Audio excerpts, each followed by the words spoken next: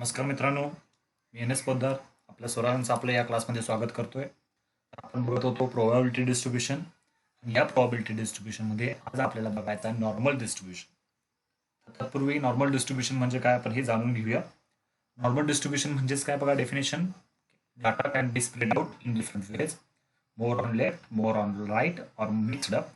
But in most physically, biologically, and social measurements, normality arises naturally, where the data tends to be a central value with no bias left or right, and they are close to normal distribution. म्हणजेच काय की जो काय data आहे तो data spread होत असताना सगळा डाटा लेफ्ट हँड साईडला न होता सगळा राईट हँड साईडला न होता दोन्ही ठिकाणी मिक्स होत राहतो. म्हणजेच थोडा डाटा लेफ्ट हँड साईडला थोडा डाटा राईट हँड साईडला. मग अशा वेळेला ज्या वेळेला डाटा हा नॉर्मली अराईज होतो, नॉर्मली म्हटल्यानंतर थोडा जेवढा एरिया लेफ्ट हँड साईडला अराईज होणार आहे तेवढाच एरिया राईट हँड साईडला होईल. त्यावेळेला मध्ये जी लाईन असते त्या लाईनला म्हणायचं नॉर्मल डिसनॉर्मल. म्हटल्यानंतर तो जो असतो तो नॉर्मल डाटा असतो.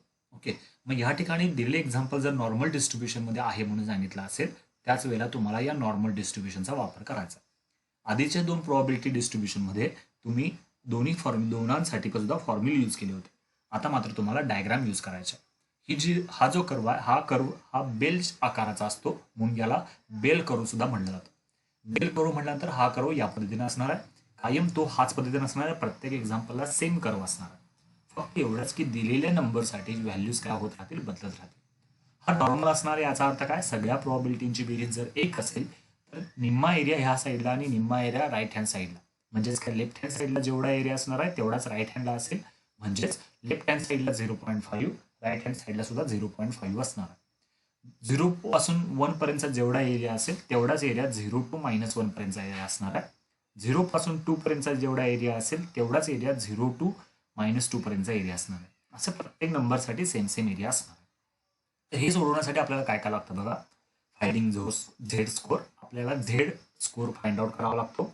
झेड काढण्यासाठी आपण फॉर्म्युला यूज करायचा आहे x minus X bar divided by sigma. X म्हणजेच काय, तुम्हाला दिलेल्या क्वेश्चनमध्ये असतो तो नंबर. एक्स बार म्हणजेच काय, मीन. तो मीन एक तर दिलेला असतो किंवा तुम्हाला फाइंड आउट करावा लागेल. आणि सिग्मा म्हणजे स्टँडर्ड डिव्हिएशन हे पण तुम्हाला दिलेलं असतं. या दोन्ही गोष्टी दिल्यानंतर आता आपण एक्झाम्पलकडे बघू. एक्झाम्पलवरनं लक्ष देण्याचा प्रयत्न करूया. तर या एक्झाम्पलमध्ये बघा, in a sample of 1000 cases the mean of a certain test is 14 and standard deviation is 2.5. Assuming the distribution to be normal. लक्षात घ्या, नॉर्मल डिस्ट्रीब्युशन हे काय आहे, ऑलरेडी नॉर्मल आहे म्हणून सांगितलंय. याच्यामध्ये तुम्हाला मीन दिला आहे 14, स्टँडर्ड डिव्हिएशन आहे 2.5. त्याच्यानंतर तुम्हाला how many student score about 18 म्हणजे 18पेक्षा स्कोर जास्त असलेल्या मुलांची संख्या विचारलेली आहे. त्याच पद्धतीनं how many student score between 12 and 15, 12 ते 15 मध्ये असलेल्या विद्यार्थ्यांची संख्या विचारली. परंतु हे करत असताना आपल्याला काढावी लागते पहिल्यांदा प्रोबॅबिलिटी. आणि प्रोबॅबिलिटी काढल्यानंतर आपण लास्टला मल्टिप्लिकेशनमध्ये 1000 घेऊन आपण नंबर ऑफ स्टुडंट काढू शकतो. यामध्ये तुम्हाला 3 व्हॅल्यूज दिलेत. या तिन्ही व्हॅल्यूचा वापर तुमच्या त्या एक्झाम्पलमध्ये व्हायला पाहिजे. म्हणजेच काय, तुमच्या या एक्झाम्पलमध्ये 0.4, 0.8 आणि 1.6 या 3 व्हॅल्यूज कॅल्क्युलेट करून याव्या लागतील. जर त्या आल्या तर तुमचं कॅल्क्युलेशन बरोबर आहे आणि त्यांच्या व्हॅल्यूज ज्या आहेत त्या तुम्ही यूज करायच्या. तर त्यासाठी बघा, हिअर एक्स बार म्हणजेच मीन दिलाय 14, स्टँडर्ड डिव्हिएशन आहे 2.5, एन दिलाय 1000. तर याच्यावरून आपण झेड काढू शकतोय. झेडचा formula X minus X bar divided by sigma. For X is equal to 18. लक्षात घ्या, आपण या 3 व्हॅल्यूसाठी 18, 12 आणि 15 साठी 3 व्हॅल्यूज झेडच्या काढणार आहे. एक्स इज इक्वल टू 18 असताना झेडची व्हॅल्यू बघा, 18 मायनस 14 डिवायडेड बाय 2.5 कॅल्क्युलेट केल्यानंतर 1.6 येतं. 18 कुठनं घेतलं, आपल्याला दिलेली व्हॅल्यू. त्याच पद्धतीनं मीन दिलेलंच आहे आणि सिग्मा दिलेलंच आहे 2.5. याचं कॅल्क्युलेशन 1.6. हे 1.6 आपल्या या एक्झाम्पलमध्ये ऑलरेडी आहे, म्हणजे आपण लिहिलेलं बरोबर आहे. सिमिलरली खालच्या दोन्ही सुद्धा व्हॅल्यूज याच पद्धतीने आपण डिफाईन करून घेऊ शकतोय. X is equal to 10, 0.8 already या ठिकाणी केलंय. 0.8 मायनस आलं प्लस आलं तरी सुद्धा ही व्हॅल्यू तुम्ही वापरू शकताय, कारण की एरिया कधी निगेटिव्ह असेल. दुसरी गोष्ट, एक्स इज इक्वल टू 15 साठी आले 0.4, ती सुद्धा व्हॅल्यू या एक्झाम्पलमध्ये आहे, म्हणजेच आपलं हे कॅल्क्युलेशन बरोबर आहे. आता याच्यातलं पहिलं example, how many student score about 18. म्हणजे आपल्याला प्रोबॅबिलिटी काढत असताना स्कोर अशा जणांचा काढायचा आहे ज्यांचा स्कोर हा 18 पेक्षा जास्त आहे.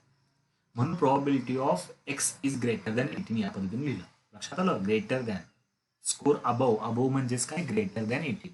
ग्रेटर दॅन 18 म्हटल्यानंतर एक्स इज ग्रेटर दॅन 18 म्हणजेच आता प्रोबॅबिलिटीसाठी एरिया लिहा, एक्ससाठी झेड लिहा. हे चिन्ह जे ग्रेटर दॅनचं चिन्ह आहे त्याला चेंज न करता आहे तसं यूज करा. आणि 18 साठी व्हॅल्यू किती आली? 1.6. ती याच्यामध्ये वापरा. लक्षात घ्या, प्रोबॅबिलिटीसाठी ए आलं, एक्ससाठी झेड आलं, ग्रेटर दॅन आहे तसं, आणि 18 साठी 1.6. मग ही value Z is equal to 1.6 पेक्षा झेड हा एरिया 1.6 पेक्षा मोठा आहे, लार्जर आहे. 1.6 पेक्षा लार्जर म्हटल्यानंतर कुठली व्हॅल्यू येते जरा चेक करा. कुठला साईड येईल? लार्जर. लार्जर याचा अर्थ काय? हा एरिया येणार आहे. ओके, हा एरिया तुम्हाला फाइंड आउट करायला सांगितलेला आहे. लक्षात येतं का? बघा, हा एरिया मी जो या ठिकाणी रेखांकित केला तो पार्ट. तर लक्षात घ्या की 0.0 पासून ह्या साईडला सगळा एरिया, टोटल एरिया किती आहे? 0.5 आहे. त्याच्यामधून जर हा 0.4452 म्हणजे हा एरिया जर मी वजा केला तर मला हा एरिया आपोआप मिळेल. म्हणजे तेच मी आकृतीचा वापर करून या ठिकाणी असं लिहिलं 0.4 मायनस 0.4452. लक्षात घ्या, आकृतीवरनच तुम्हाला काही ठरवायचं आहे. ओके, याच्यानंतर याची व्हॅल्यू आली 0.0548. आणि त्याच्यानंतर नंबर ऑफ स्टुडंट जर काढायचं असेल तर number of student score above 18 is equal to 1000 into 0.0548. म्हणजे याचं कॅल्क्युलेशन येईल 54.8 आणि राऊंड फिगर करून त्याची व्हॅल्यू येते 55. ओके, आता त्यातलं दुसरं example. How many student score between 12 and 15? 12 ते 15च्या मधली. 12साठी ऑलरेडी व्हॅल्यू फाइंड आउट केले. बिटवीनचा अर्थ ते या पद्धतीने येतं का? बरोबर आहे का? बघा, 12 is less than X less than 15, दोघांच्या मधला.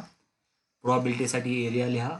12 साठीची आलेली व्हॅल्यू एक्स म्हणजे झेड आणि 15 साठीची आलेली व्हॅल्यू आहे तशी पुट केली, याची चिन्ह न बदलता. याचा अर्थ 0.8 पासून 0.4 पर्यंतचा सगळा एरिया आपल्याला पाहिजे. सगळा एरिया पाहिजे म्हणजेच बघा, हा सगळा एरिया आपल्याला पाहिजे. आता मात्र तुम्हाला देत असताना जो एरिया दिलाय तो एरिया देत असताना तुम्ही कुणी कुठनं सांगितलंय? 0 पासून सांगितलंय 0.8 पर्यंतचा एरिया 0.2881 आणि 0 पासून 0.4 पर्यंतचा एरिया 0.1554. म्हणजे या दोन्ही एरियाची तुम्हाला काय करावे लागेल? ऍडिशन करावे लागेल. दोघांचे करा addition. Area from 0 to 0.8 plus area from 0 to 0.4 which means 0.2881 plus 0.1554 which is equal to 0.4435, and therefore number of students who score between 12 and 15 is equal to 1000 ला 0.4435 मल्टिप्लाय करा. मल्टिप्लाय केल्यानंतर येतं 443.5. राऊंड फिगर करून आपण ते लिहितो 444. म्हणजे 444 students हे काय, स्कोर काय असणार आहे? 12 ते 15च्या मध्ये असणार. ओके, लक्षात येतंय? अशा पद्धतीने एक्झाम्पल सोडवायचे आहे. अजून एक एक्झाम्पल बघूया. In a test of 2000 electric bulbs it was found that the life of particular make was normally distributed with average life of 2040 hours and standard deviation of 60 hours. लक्षात घ्या, इथं ॲव्हरेज दिले, याचा अर्थ तुम्हाला काय दिलंय? मीन दिलाय. आणि त्याच पद्धतीनं स्टँडर्ड डेव्हिएशन दिलाय 60. Estimate the number of bulbs likely to burn for, त्यातलं first, between 1920 hours and 2160 hours. लक्षात घ्या, 1920 आणि 2160च्या मधले ॲव्हरेज दिलाय, रेंज दिल्या, आणि मोर दॅन 2150 hours दिले. आणि याच्यामध्ये तुम्हाला दोनच व्हॅल्यू दिल्यात म्हटल्यानंतर या ठिकाणी कुणाच्या तर दोघांची व्हॅल्यू ही सेम येईल. चेकआउट करूया. त्यासाठी आपण पहिल्यांदा एन म्हणजे नंबर ऑफ ट्रायल्स 2000, एक्स बार म्हणजे मीन 2040, स्टँडर्ड डेव्हिएशन दिला 60. वी नो दॅट झेडची व्हॅल्यू आपण कशी काढायची तो हा फॉर्म्युला सेम असणार आहे. त्यासाठी पहिल्यांदा 1920 साठी झेडची व्हॅल्यू बघा. 1920 minus 2040 divided by 60 which is equal to -2. -2 म्हटल्यानंतर 2 याच्यामध्ये प्रेझेंट आहे, म्हणजे हे आपलं कॅल्क्युलेशन बरोबर आहे. दुसरी व्हॅल्यू 2160 साठी व्हॅल्यू काय येते बघा, झेड इज इक्वल टू 2 येतं, ती व्हॅल्यू सुद्धा प्रेझेंटच आहे. +2 -2 साठी एरिया सेमच असतो. तिसरी व्हॅल्यू 2150, याच्यासाठी आपण व्हॅल्यू पुट केली 1.83. लक्षात घ्या, हे कॅल्क्युलेशन करत असताना ही व्हॅल्यू आणि या तिन्ही व्हॅल्यूसाठी या 3 व्हॅल्यूज आलेल्या आहेत. प्रत्येक ज्याच्यासाठी जी व्हॅल्यू आली तीच व्हॅल्यू तुम्ही यूज करायची. आता यासाठी बघा त्यातलं पहिलं प्रॉबिलिटी बिटवीन 1920 अँड 2160. याच्यामध्ये याचा अर्थ काय, probability of 1920 is less than X less than 2160 which is equal to प्रॉबिलिटीसाठी एरिया कन्सिडर केलं, 1920साठी -2 आलं होतं, एक्ससाठी झेड कन्सिडर केलं, लेस दॅन 2160साठी 2 आलं. मग यामध्ये याचा अर्थ एरिया असा असणार आहे, 0 to -2 पर्यंतचा एरिया किती हा आहे, म्हणजे या साईडचा पण एरिया तेवढाच असणार आहे. ओके, म्हणून या ठिकाणी बघा area from 0 to -2 and area from 0 to 2 म्हणजेच काय की 0.4772 प्लस 0.4772. लक्षात येते का बघा, हा एरिया 0.2 साठीचा एरिया, 0 to -2 पर्यंतचा एरिया, तेवढाच एरिया ह्या साईडला असणार आहे. मग तेवढाच एरिया ह्या साईडला, याचा अर्थ काय की याच्या दुप्पट तुम्ही करत आहे, याच्या दुप्पट करताय म्हणजे 0.4772ला 2 वेळा घेतलं आणि याच्या ॲडिशन ते 0.9544. आणि नंबर ऑफ बल्ब जर काढायचं असेल तर number of bulb is equal to 2000 into 0.9544. लक्षात घ्या, ही तुमची फक्त प्रोबॅबिलिटी झाली. त्या प्रोबॅबिलिटीचा वापर करून नंबर ऑफ जर विचारला असेल तर त्याला 1000 म्हणजे 9 नंबर ऑफ ट्रायल्सनं मल्टिप्लाय करायचं असतं. म्हणजेच 2000 मल्टिप्लाय केलं, 2000 मल्टिप्लाय केल्यानंतर आन्सर येतं 1908.8 राऊंड फिगर करून 1909 एवढे बल्ब्स या दोघांच्या मध्ये असतात. सिमिलरली आता तिसरं एक्झाम्पल, त्यातलं दुसरं, मोर दॅन 2150, 2150 पेक्षा जास्त. 2150 पेक्षा जास्त म्हणजेच काय, एक्स इज ग्रेटर दॅन 2150 या पद्धतीने येईल.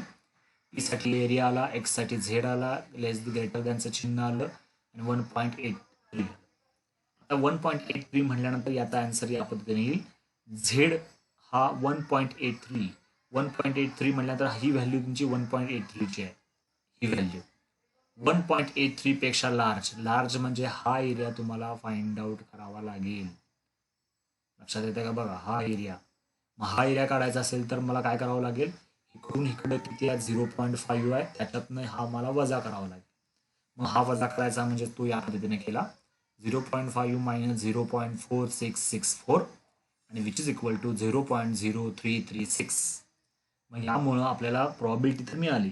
Number of bulbs more than 2150 काढायचं असेल तर 2000 इंटू 0.0336 मल्टिप्लाय केलं. हे जर मल्टिप्लाय केलं तर आपल्याला आन्सर मिळतं 67.2. आणि 67.2 म्हणजेच राऊंड फिगर जर केलं तर ते किती येतं 67. ओके, म्हणजेच काय की नंबर ऑफ बल्बच्या ॲव्हरेज लाईफ 2150 पेक्षा जास्त असे किती बल्ब्स असतील तर ते असतील 67 बल्ब्स असतील. ओके, त्याच पद्धतीनं आता हे एक्झाम्पल तुम्ही चेकआउट करा, सिम्प्लिफाय करा. जर याच्यामध्ये काही डाऊट असेल तर तुम्ही माझ्याशी डिस्कस करा, शेअर करा. ओके, तर या ठिकाणी आपण स्टॉप करूया. थँक्यू.